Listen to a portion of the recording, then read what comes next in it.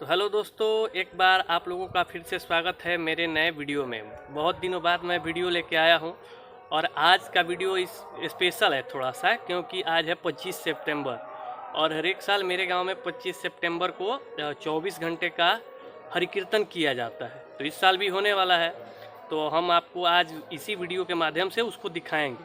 और मेरे पीछे अभी आपको थोड़ी बहुत आवाज़ सुनाई भी दे रही होगी, और बगल के गांव के लोगों को अभी बुलाया गया है, अभी वो लोग आ रहे हैं।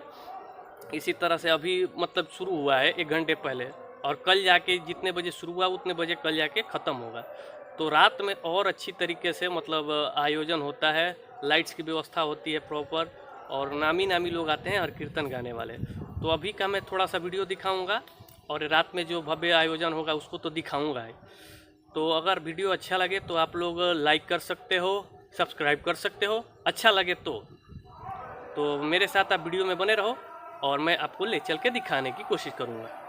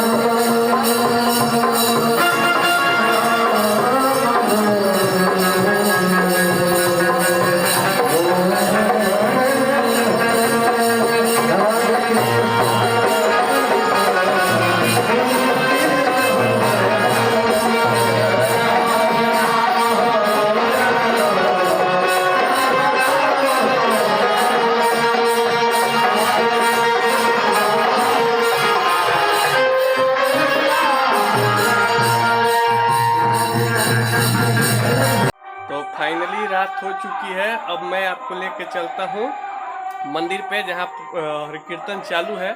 चलिए रात में दिखाता हूँ कैसे सजाया गया है, क्या क्या हो रहा है वहाँ पे। तो मेरे साथ आइए, वीडियो में बने रहिए।